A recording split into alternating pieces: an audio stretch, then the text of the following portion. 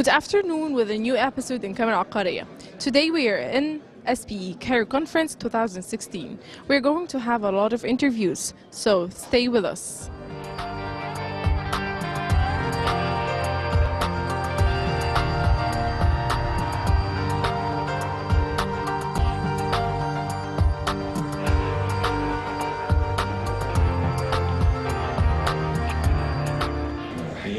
Distinguished panelists, ladies and gentlemen, first of all, good evening, and extremely sorry for my delay, but I will just describe to you my very quiet agenda for today so that you can judge why I have been late. I will just give you a very brief about my today activities, and then I will describe later why. I started my very early day, I think it was 8 o'clock or 8 o'clock, with a phone call with my respected deputy here, Dr. Ahmed Darwish, to discuss in a lot of details our program for Islam upgrading. And we have been discussing, and I asked him to provide me with a lot of details for a very important project for Islam upgrading that we are undertaking now. Immediately I entered afterwards in a meeting with my colleagues in the ministry to follow up the social housing program that the ministry now is undertaking all over the country, and now we are engaged in building 500,000 housing units on the ground now that has been already constructed or under construction in less than 2 years now. And I was following with them the progress, how many units has been delivered already to the citizens and the low-income people and the youth.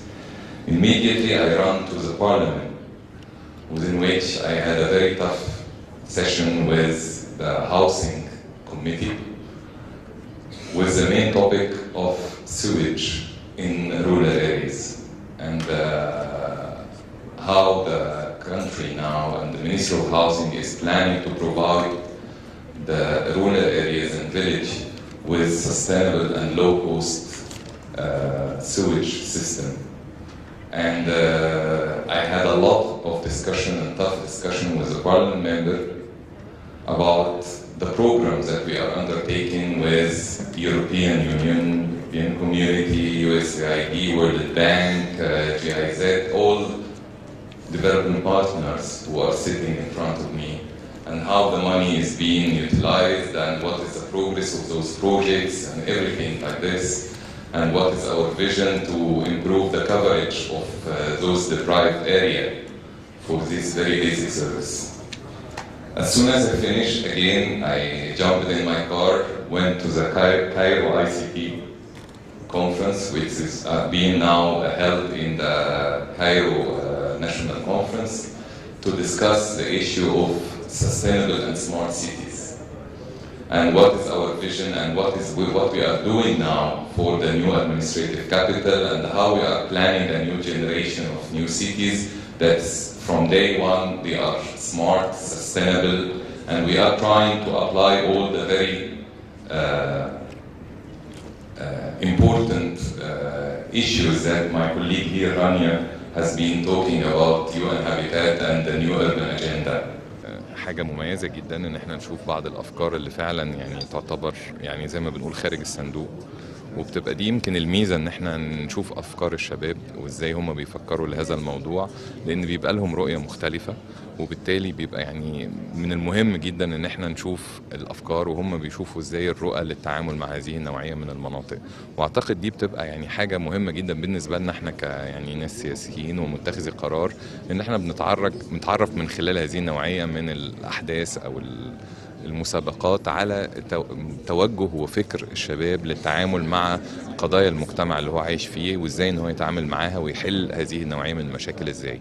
وده اعتقد بيبقى مفيد جدا لينا احنا كمتخذي قرار عشان نضع ده في اعتبارنا واحنا بناخد القرارات. هل يتم تطبيق هذه الموضوع يا فندم؟ هل يتم تطبيق هذه المقترحات او الفائزين؟ بالتاكيد الافكار الجيده اللي منها اللي موجوده اكيد هنقدر ان احنا نستفيد منها، وده يمكن زي ما انا كنت بقول في كلمتي، احنا بناخد كل الافكار اللي بتتاخد اللي بتظهر في هذه النوعية من المشروعات بصورة جدية جدا، وبنشوف ازاي نقدر لو احنا شايفين ان هذه الافكار قابلة للتطبيق ان احنا ناخدها على طول موضع التطبيق معانا. دكتور مصطفى، خطة الدولة لتحقيق تنمية مستدامة في الفترة المقبلة هتكون ايه؟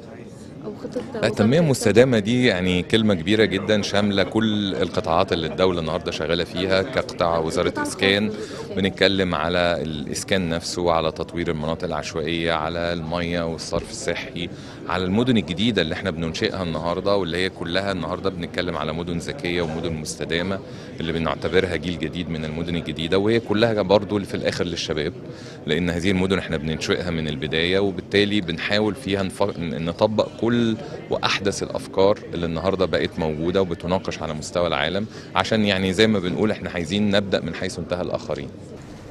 Your Excellencies, Ministers, guests, dear colleagues and students.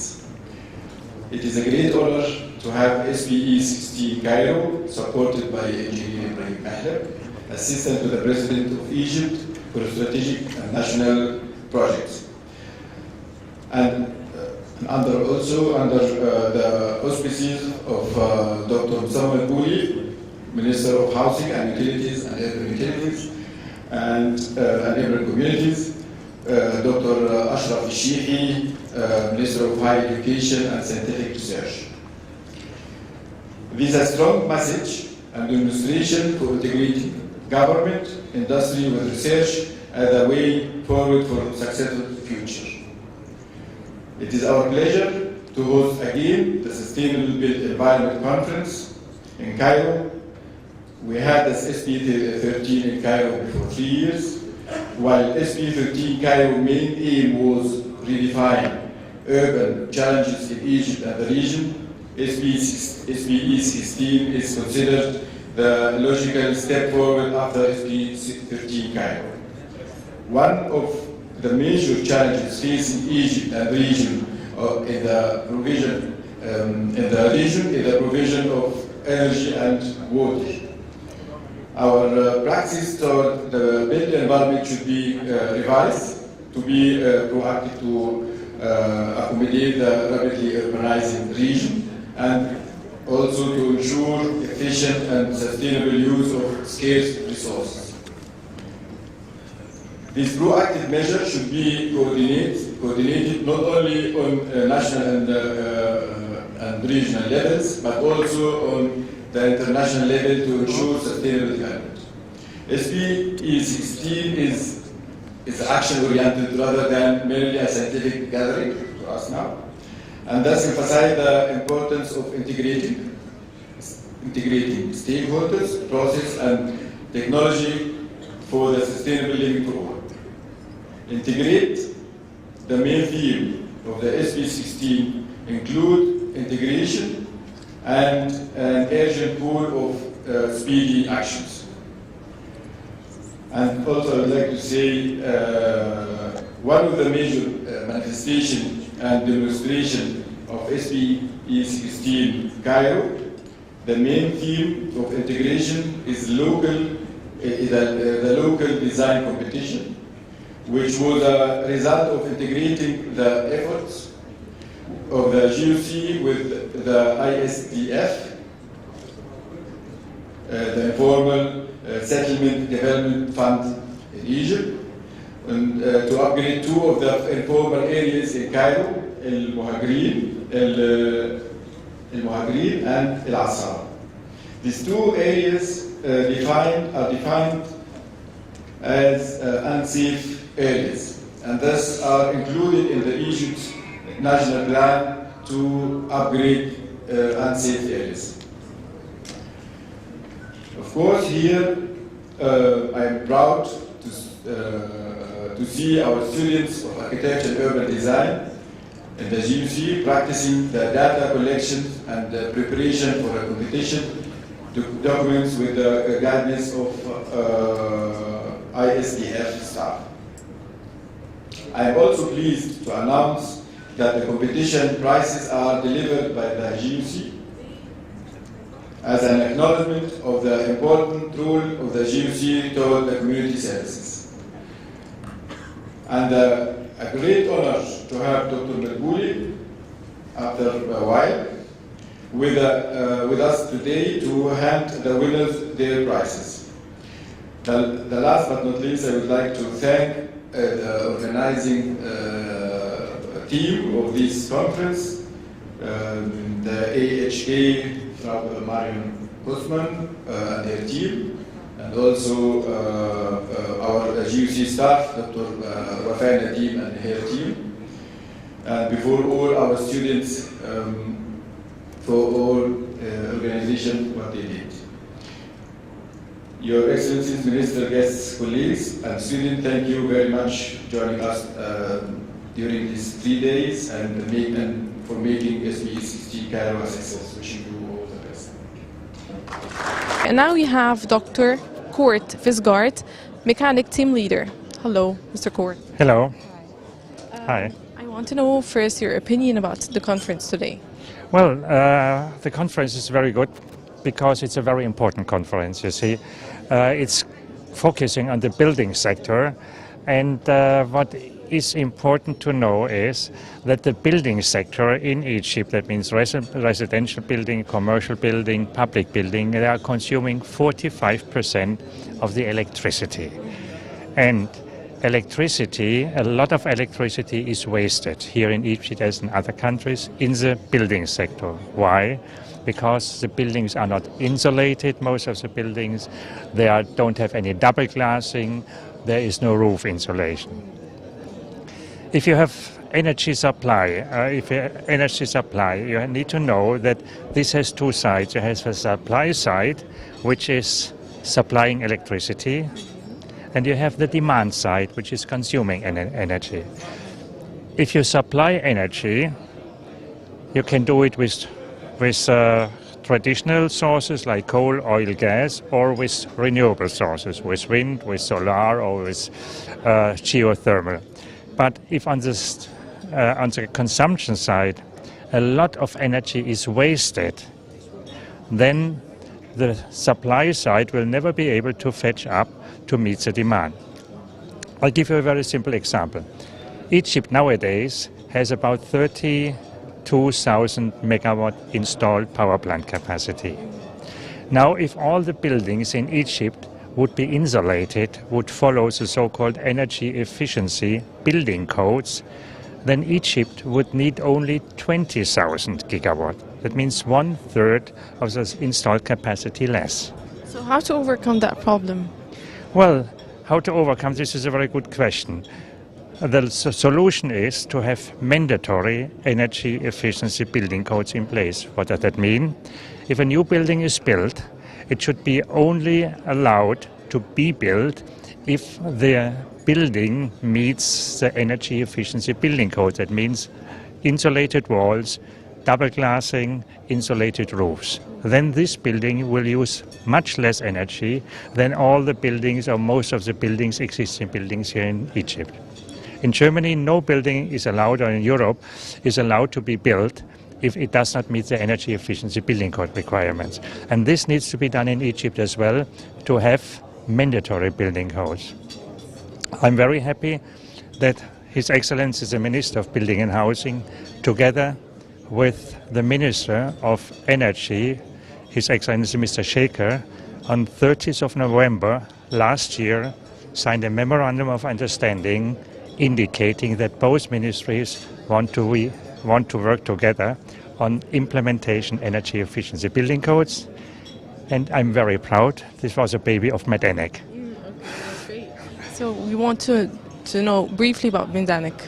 Well, Medanek is an EU finance project. It started in 2010, and it's a regional project. We have our office here in Cairo, and we are working together with the Ministry of Energy in Morocco, Tunisia, Algeria, the Maghreb countries, then in the Maghreb countries, Jordan, Lebanon, Palestine and Israel. Syria is also one of the partner countries, but according to the political situation, there is no way to do something there. So how to implement that in Egypt? How to implement the Medanek projects in Egypt? Well, in Egypt, we conducted a number of training courses, for example, training engineers, architects in energy efficiency, in energy efficient lighting, in energy auditing, in developing so-called ESCOs, energy service companies. Energy service companies are consulting, governments are consulting companies how to use less energy, how to save energy. Saving energy does not mean you switch off the light. It means have efficient lights, for example. You see, if you at home, maybe you have some bulbs, traditional bulbs. After you switch it on, you can't touch it anymore because it's extremely hot. Yes. These bulbs the bulbs are primarily generating heat, but you don't want to have them. You don't want to have the heat. You want to have the light. And there are now other lights on the market. The latest generation are so-called LEDs, and they are producing light and not heat. That means that they're using only a tiny part of the primary energy. You want to hear another example? Imagine you have the power plant here. It's generating electricity, okay? And the electricity has to be transmitted via transmission lines to the distribution system. And from the distribution system, it ends up here or in your house. Do you have any ideas how much electricity, how much energy is now coming from these lamps? Of course, you're wasting a lot of electricity. Of course, you're wasting. From the power plant to the lamps, to the traditional lamps, 99% of the energy of the primary energy is lost. 99% is lost. But what we have here is only 1% of the primary energy which is put in the power plant, either coal or oil or gas. So how to reduce this consumption? Well, first of all, you have to have energy efficient equipments or facilities. The washing machine, the fridge, all equipment in your household could be more efficient if there would be any rules, any regulations by the government that energy wasting equipment is not anymore allowed to be sold on the market. So I want to know the relationship between SBE and Medanek. Well, this SBE takes place every few years, and we decided, since this SBE is very well organized, to have a side event or to combine it with Medanek using it actually as a platform to have our phasing out event here, because Medanek will unfortunately end in January next year. We had 3 extensions, which is very unusual, but our focal points in the region, including Egypt, our host country, have obviously been very happy with our work, and therefore we have been extended 3 times. It was a pleasure meeting you today, Dr. Kort. Thank you so much. Thank you very much. My pleasure. Based on this dialogue, the extensive dialogue that took place in the forum, the development of a new national urban policy was reaffirmed. One that enabled a coordinated and integrated implementation of development visions and strategies, and accordingly supported by UN Habitat, the Ministry of Housing is currently leading on the drafting of a new Egypt national urban policy that supports the implementation of the Egyptian visions, well aligned with the new urban agenda, promoting sustainable urban development and enabling proper management of urbanization, connectivity, and functionality of the system of cities, in addition to enhanced urban governance and local economic development. Additionally, and as recognized also by the discussions during the forum, the housing sector in Egypt was an important area that deserved extensive focus and support. Being essential driver for social, environmental, and economic development, housing sector in many countries play an important role in sustainable urbanization. Accordingly, UN Habitat and the Egyptian government have worked together to formulate a national strategy that takes into account social, economic, and environmental dimensions and seeks to ensure the right to adequate, safe, and healthy housing for citizens in order to preserve human dignity and achieve social justice. Another eminent issue on the agenda of discussion was the issue of managing urban growth, quite an important in the context of Egypt. Through pilot projects and extensive consultations together with GOPP, we were able to provide a better understanding of the legal, the design, and the financial challenges of urban expansions in Egypt. This also comes in light of a national vision that considers the need to expand on our urban mass, save our precious agricultural land, and achieve a balanced distribution of national population through a system of urban and rural settings that works together towards sustainable development. And now we have Thomas, Director of Center of Real Estate. Hello, Thomas. Hello. I want to know first your opinion about the conference today. Oh, I'm so happy to be here. You know, this series is a part of a worldwide movement, so organized by the three organizations, CIB, ISBE, UNEP and FIDIC, and supported by our colleagues and friends here in Egypt. We run similar conferences around the world, around about 20, and next year we will invite the world to come to Hong Kong. There will take place the next World Conference dealing with aspects of a more sustainable development in the construction and real estate sector. So this conference is, let us say, a part of a larger family of similar conferences, and I'm so happy to be here. I'm invited by my local colleagues from the German-speaking university here in Cairo. And so it's my first time to be here, and I'm really happy about the chance to learn more about your local culture and the large history.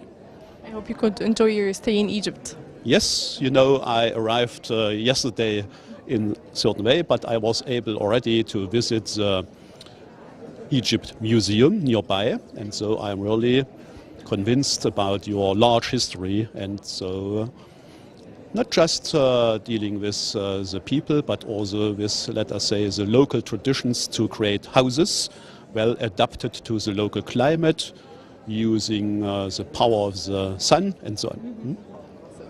So I want you to tell me more about your exhibition in Germany. Yes. So I'm here also to present an exhibition coming from Germany. This is our exhibition to explain, let us say, how to create a guideline for sustainable building.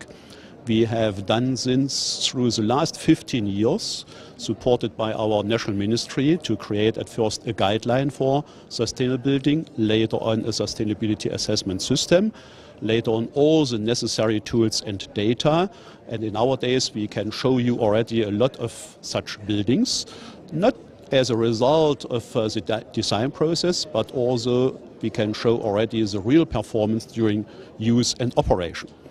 But this exhibition is not here to sell a product. It's to show our experience and to share our experience with you. So perhaps also your government is interested in a certain green public procurement, how to promote more sustainable buildings, also public buildings. And so perhaps we can exchange ideas like this, and I'm here to share this concept with my local colleagues. And so perhaps you will start in future a similar project, how to support green public procurement for public buildings. Yes, sure. So there will be Egyptian representatives in this exhibition? Here there are a lot of visitors asking me some questions, and so we start already a certain exchange, and we will see. That's good. So I want to know if there is common interest between Egypt and Germany. You know, we share the same ideas, I think, around the world, how we can promote, how we can support a more sustainable development. So I think we have the same starting point. We like to protect our local environment, we like to protect our global environment, and we have to create some ideas and solutions to deal with the climate change. And this is a good chance also to learn something from Egypt, because in future, as a result of the climate change, we will run into hotter summers, especially hotter nights. And so we have to protect our buildings in a certain way. And I hope to meet here some specialists how to adapt, let us say, buildings to the effects of a climate change. So it was a pleasure meeting you today, Thomas. Thank you so much. Thank you, and see you again.